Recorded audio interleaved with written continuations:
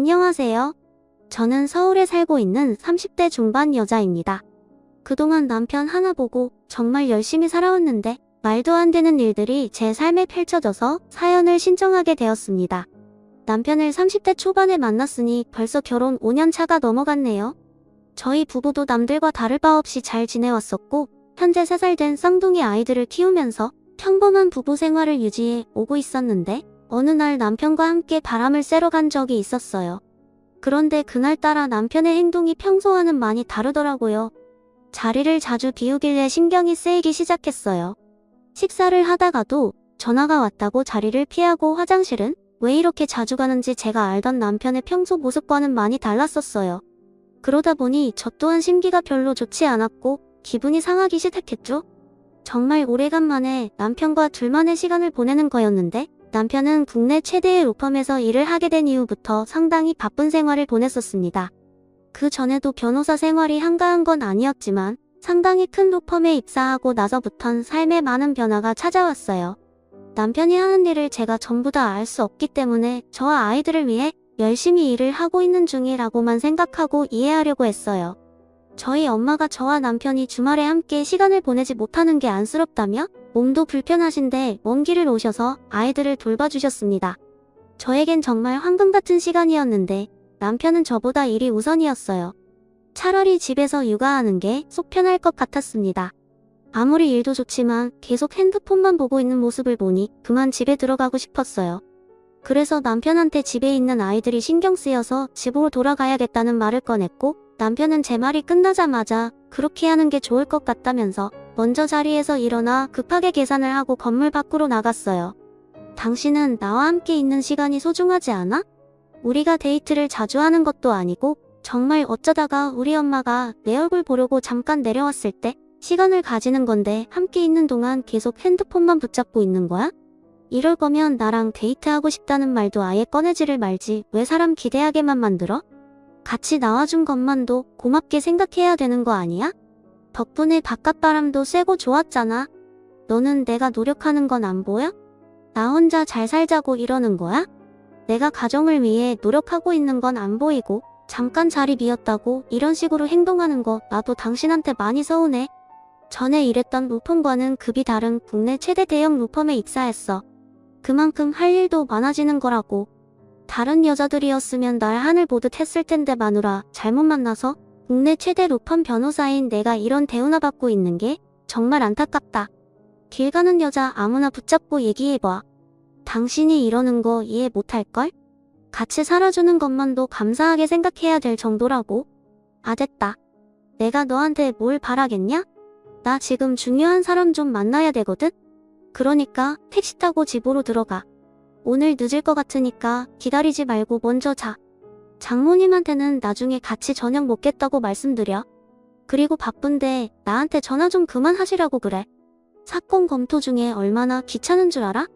남편은 저를 식당 앞에 놔두고 먼저 출발을 했어요. 너무 서운했던 건 집에까지 차 타고 10분 거리인데 가는 길에 잠깐 태워줘도 되는 걸 그것조차 귀찮았는지 저보고 택시를 타고 가라는 말이 서운하게 다가왔습니다. 저를 집에까지 바래다 줄 시간조차 없을 정도로 업무가 많이 바쁜 것 같아 이해하려 했어요. 그래서 어쩔 수 없이 택시를 타고 집으로 가고 있었는데 신호에 걸려 택시가 멈추는 순간 남편의 차가 제 눈에 들어왔어요. 누군가를 기다리고 있는지 시계를 보면서 초조해하는 얼굴이 보였는데 누군가 건물에서 나왔고 남편은 밖으로 나온 여자에게 깍듯하게 인사를 하면서 차 문까지 열어주는 장면을 목격하게 되었습니다. 남편이 여자에게 쩔쩔매는 모습을 처음 보기도 했지만 무엇보다 남편의 차에 여자와 단둘이 올라탔다는 게 저에게 충격으로 다가왔었죠. 그리고 눈앞에서 순식간에 사라져버린 남편의 차를 뒤따라가려고 택시 기사님한테 부탁을 하려 했는데 이미 택시는 신호를 받아 반대편으로 출발해버렸습니다. 그때가 처음으로 남편이 다른 여자와 함께 있는 모습을 목격한 장면이었어요. 국내 최대 로펌에 근무를 하기 전에 다른 로펌에 있었을 땐 가정이 우선시되던 남편이었는데 모든 상황들이 많이 바뀌게 되면서 남편의 성격도 변화가 생긴 것 같아 많이 불안했었어요. 항상 저에게 가족을 최우선시 하겠다던 남편이었는데 현재 남편을 봤을 땐 저와 약속했던 건 전혀 지켜지지가 않았습니다. 남편이 밖에서 일을 하다 보면 가정을 우선시하겠다는 약속을 지키기 어렵다는 건 저도 알고 있었어요. 제가 원하는 건 하던 일을 때려치우면서까지 가정을 신경 쓰라는 게 아닌 쉬는 날만큼은 남편이 옆에서 함께 해주길 바라는 거였는데 그게 이루어지지 않았습니다. 이런 상황들이 많이 답답했었고 집에 가는 동안 남편 차에 올라탄 의문의 여자가 누구인지 알지 못한 상태라 계속 그쪽으로 신경이 쓰였어요. 저와 헤어지기 전에 집에 늦게 들어올 것 같다는 말을 했던 게 갑자기 떠올랐고 저는 그때부터 머릿속에 오만 가지 생각이 다 들게 되었습니다. 누구와 함께 하길래 밤늦게까지 있다가 들어오는 건지 계속 머릿속에서 이상한 상상들을 하게 되면서 얼굴빛이 어두워지자 엄마는 이런 제가 걱정이 됐는지 밖에서 무슨 일이 있었냐고 물어보시길래 속마음을 털어놓고 싶었지만 저희 집에까지 오셔서 아이들 돌봐주시고 저와 남편이 시간을 보낼 수 있게 만들어주셨는데 그런 엄마에게 걱정을 끼쳐드리고 싶지 않아 별일 아니라고 대충 둘러댔어요. 확실하지도 않는데 먼저 일을 만드는 건 아닌 것 같아 일단 상황을 좀 더 지켜보기로 했었습니다. 남편이 저와 아이들을 놔두고 바람을 피울 거라고 믿고 싶지 않았거든요. 그런데 그날 남편은 동이 틀 때까지 집에 들어오지 않았어요. 전화는 이미 꺼져 있어서 어디서 뭘 하고 있는지 모르는 상태에서 남편이 올 때까지 기다릴 수밖에 없었던 저는 많이 답답했고 불안한 마음은 점점 더 커지게 되었습니다.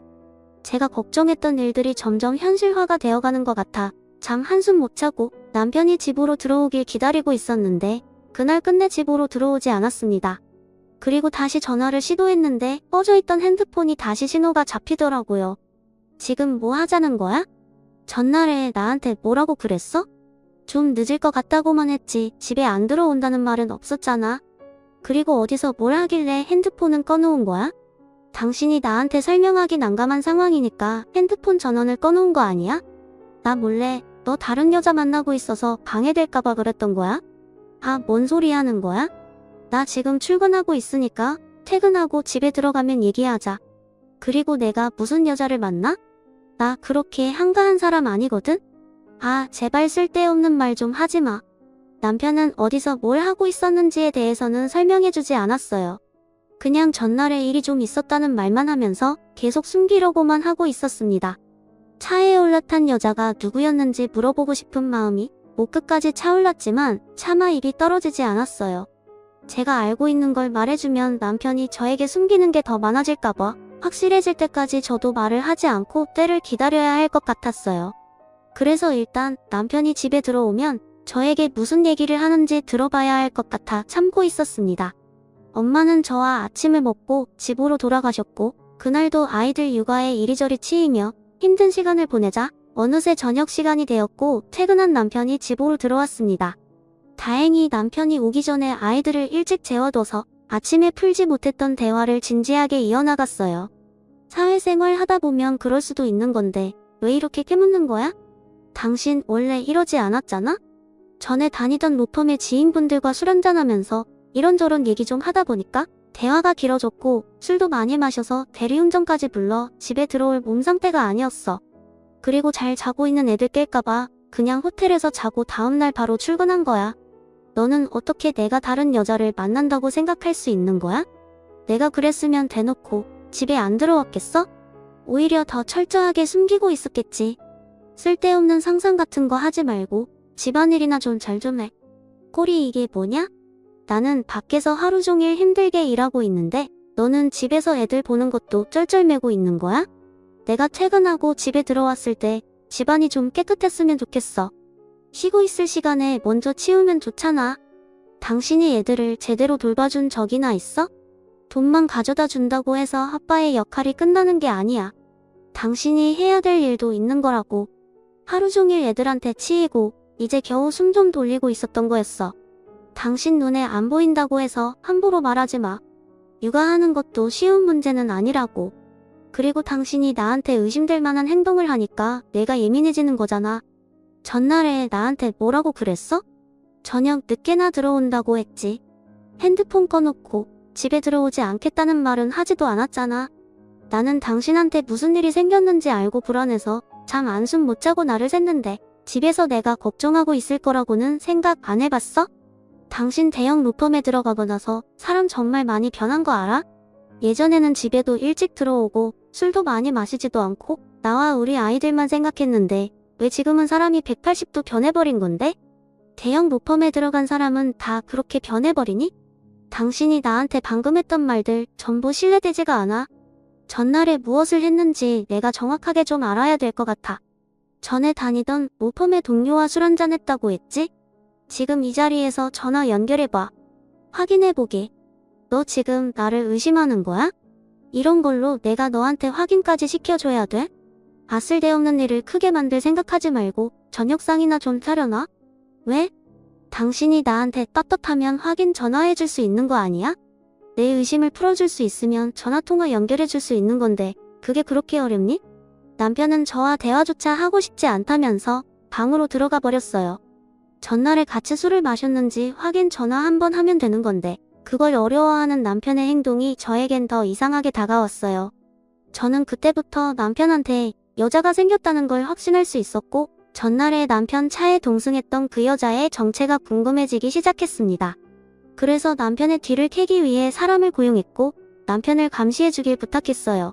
이런 사실을 전혀 모르고 있는 상태에서 제가 받아보게 된 남편의 모습이 담긴 사진 속에선 며칠 전에 차에 올랐던 여자와 거의 매일 붙어 있었다는 걸 제 두 눈으로 확인을 할 수가 있었습니다. 예상했던 대로 남편은 정체 모를 여자와 바람이 난 거였어요.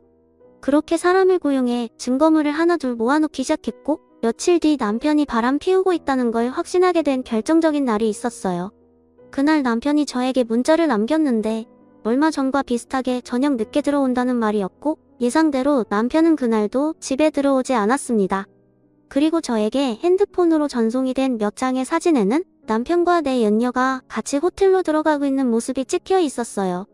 나한테는 절대로 바람은 아니라고 했던 사람이 그동안 거짓말을 밥 먹듯이 하면서 대놓고 바람을 피우고 있던 거였습니다. 사람 말 함부로 믿으면 안 된다고 했지만 남편이기 때문에 신뢰했고 아이들 앞에서 거짓말을 할 거라고는 꿈에도 몰랐습니다. 이미 결정적인 증거물이 확보가 된 상태에서 더 이상 함께할 필요가 없다고 생각했어요. 남편은 다음 날에도 연락이 없었고 집에는 아예 들어올 생각조차 하지 않았습니다. 이미 남편은 저와의 신뢰를 깨버린 행동을 저질렀기 때문에 더 이상 함께하고 싶지가 않았어요. 그래서 제가 먼저 터뜨리는 게 좋을 것 같아 그동안 쌓아왔던 증거물을 가지고 시댁에 가려고 준비를 하고 있었습니다. 시부모님한테 남편이 바람을 피우고 있다는 걸 전부 다 알리고 이혼 통보하려고 마음을 먹고 있었는데 시모에게 때마침 갑자기 전화가 왔어요. 뭐 하고 있었니?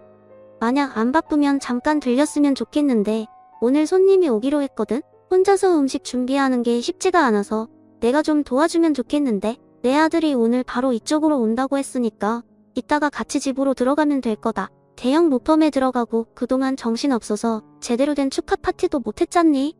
그래서 이번에 합격 축하상 좀 차려주려고 음식 준비 중이었는데 혼자선 시간 내에 음식을 다 만들지 못할 것 같네. 우리 집과 먼 거리도 아니니까 와줄 수 있지?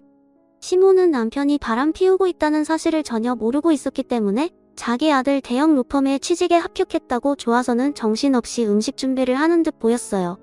어차피 시댁에 가려고 준비 중이었던 저는 차라리 잘됐다 싶었습니다. 그렇게 아이들을 데리고 시댁을 가니 음식 냄새가 집안에 진동을 했고 제가 들어오자마자 시모는 저에게 앞치마를 건네줬어요. 그리고 시부는 아이들을 데리고 방 안으로 들어갔습니다. 제가 앞치마를 들고 그 자리에 가만히 서 있자 시모는 그런 저를 보면서 많이 급한 듯 서둘러 주방으로 들어오라며 재촉하길래 시모와 남편에 대해 진지하게 대화를 좀 해봐야 할 것 같아 일단 주방으로 들어갔어요. 왜 이렇게 멍하니 서 있기만 하는 거니? 시간 없다고 했는데 계속 그렇게 있을 거야? 애들 보는 것도 힘든데 음식까지 하라고 해서 기분 상했니? 어머님, 오늘 손님 오기로 한 거죠? 그럼 그이 말고 다른 사람도 오는 거예요?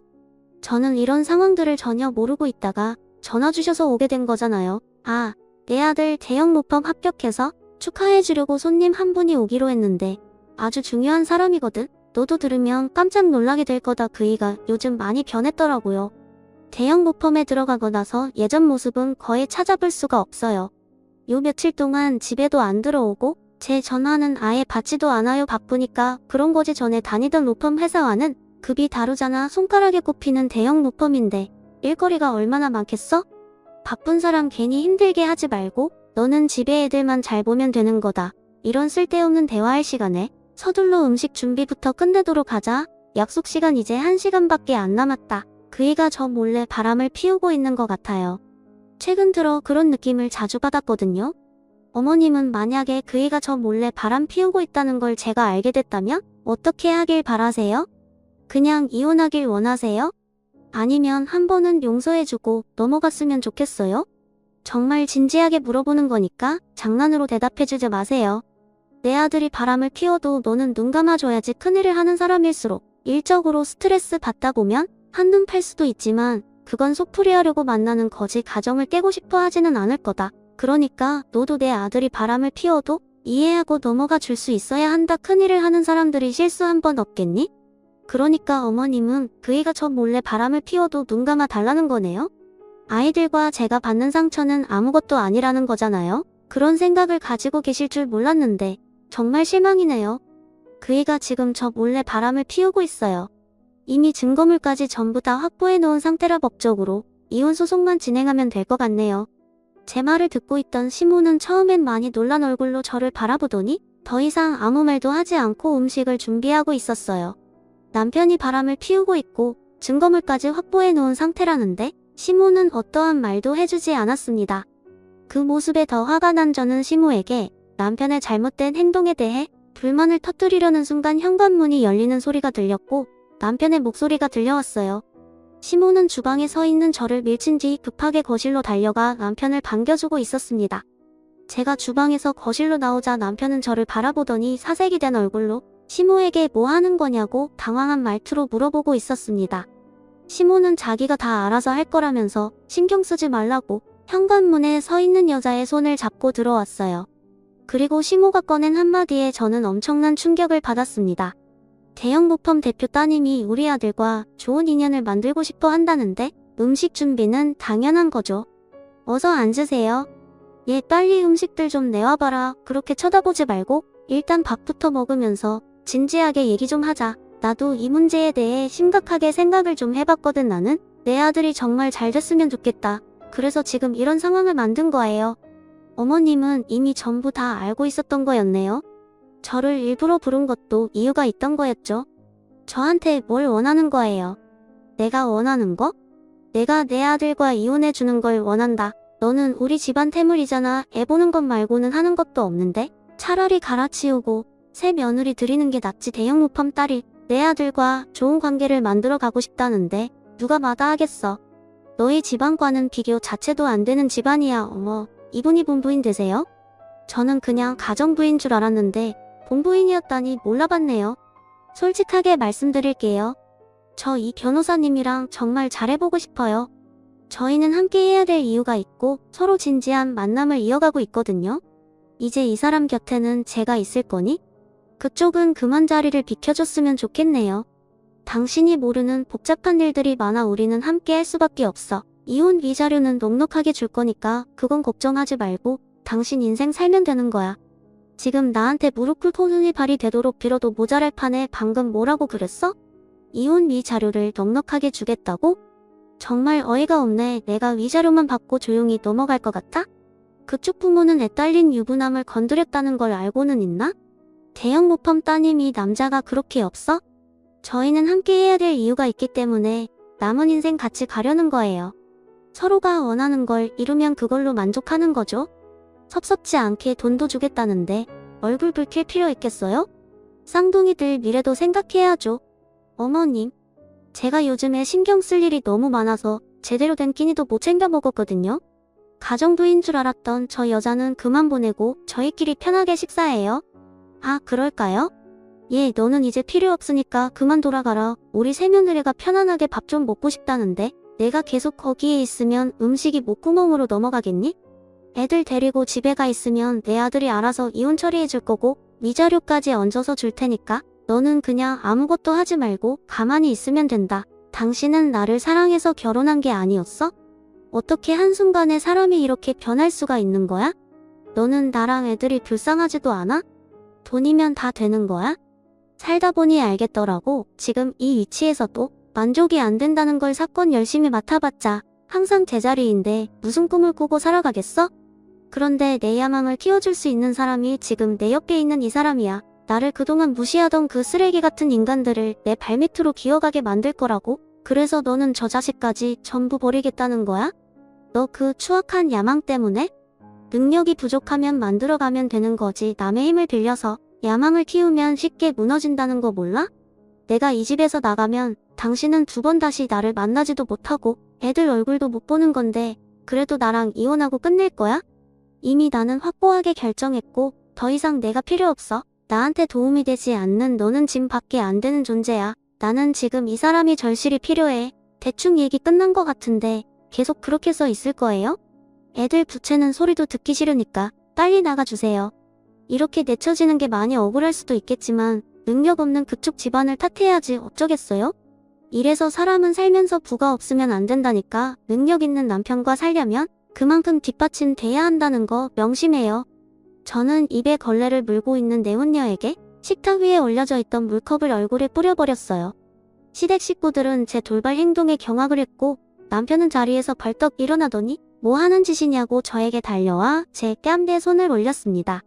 살면서 처음 누군가에게 뺨을 맞았던 순간이었고 저에게 더 이상 조금의 감정도 남아있지 않다는 걸 알게 된 저는 남편의 얼굴에 사정없이 손을 올려버렸습니다.